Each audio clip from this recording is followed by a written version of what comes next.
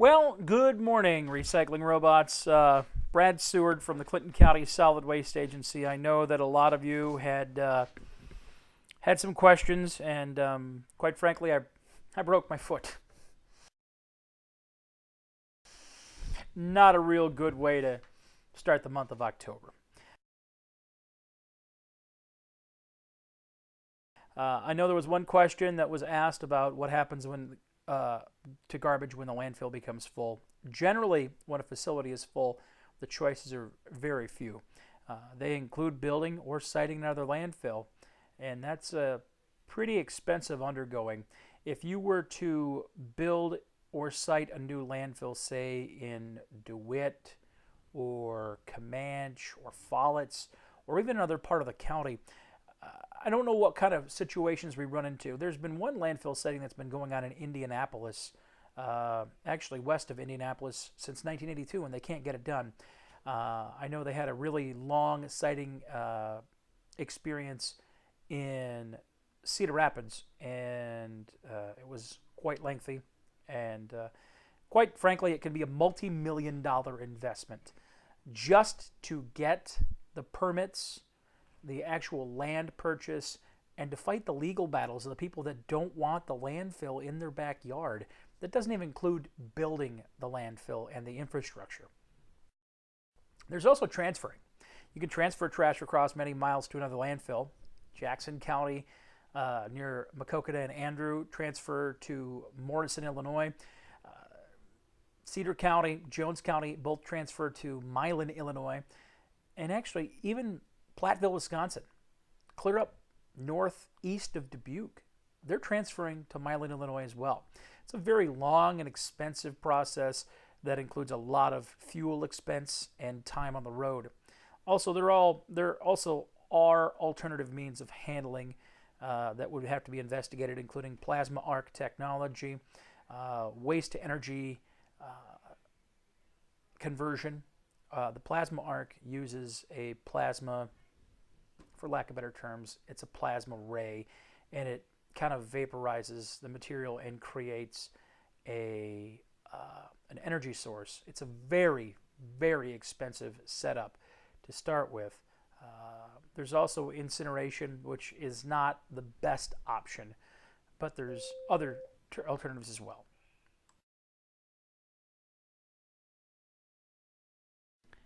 Welcome back. I had another question about, is there a realistic plan to keep the landfill from becoming full? Our plan is to recover materials through reuse, recycling, diversion, which again is a fancy word for reuse, and through degradation.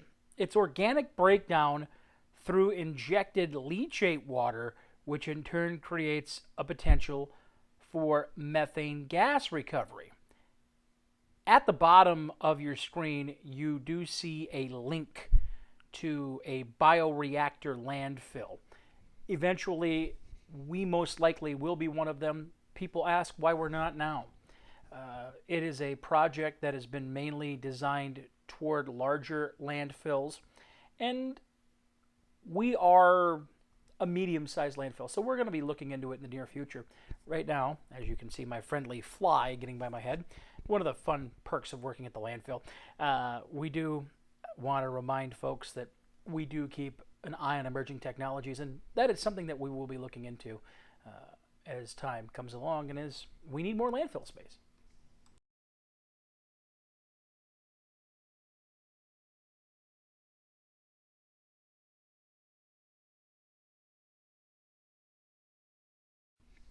There's another question that was submitted to me by the class, and it's a question of, when people want to recycle one item into something else, like jeans into pencils, is there a way for them to find out if their idea is feasible other than by trial and error?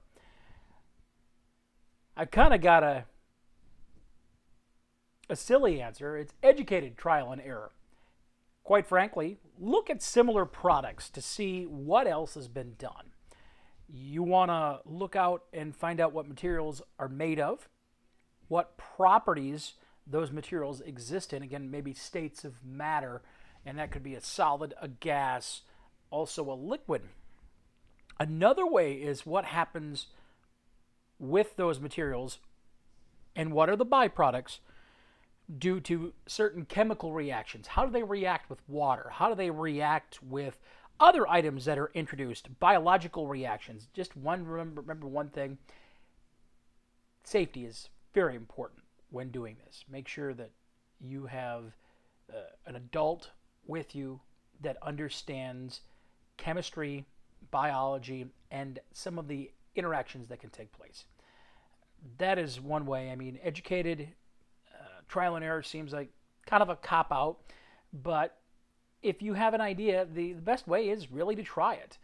And make sure, again, that you study it well ahead of time so you're not making a dangerous condition.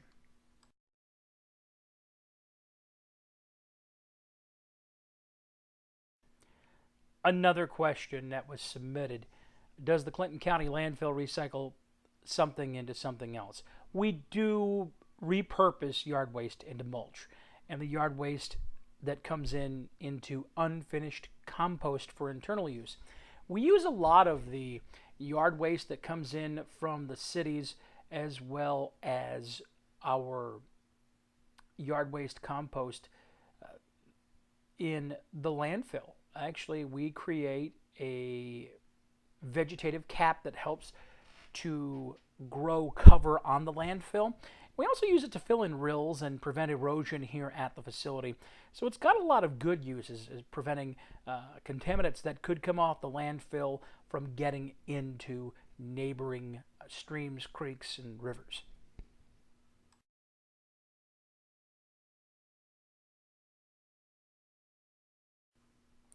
Now the wonderful $64,000 question: have I ever dug up some garbage to see what it looks like in 5, 10, 15, 20 years after it's been landfilled?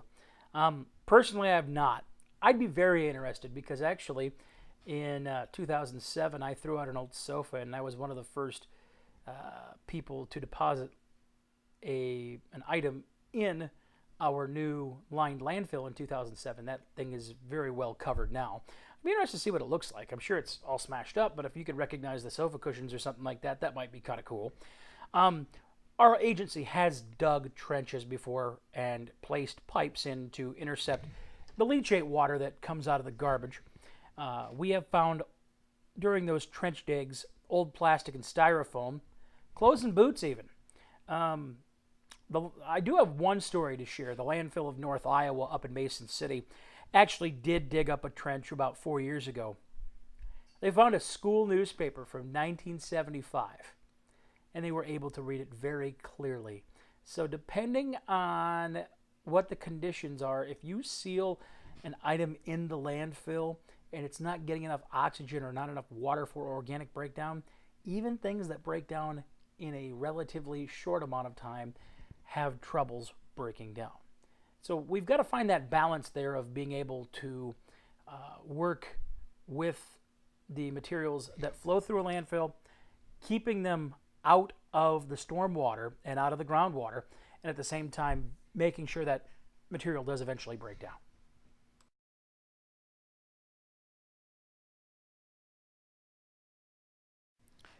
How do we determine what can be recycled?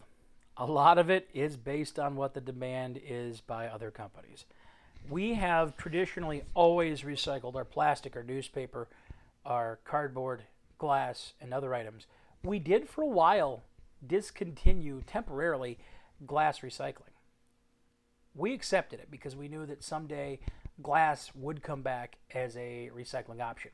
When we found a home for the glass, we immediately pursued it. We are now recycling our glass once again through Ripple Glass in Kansas City.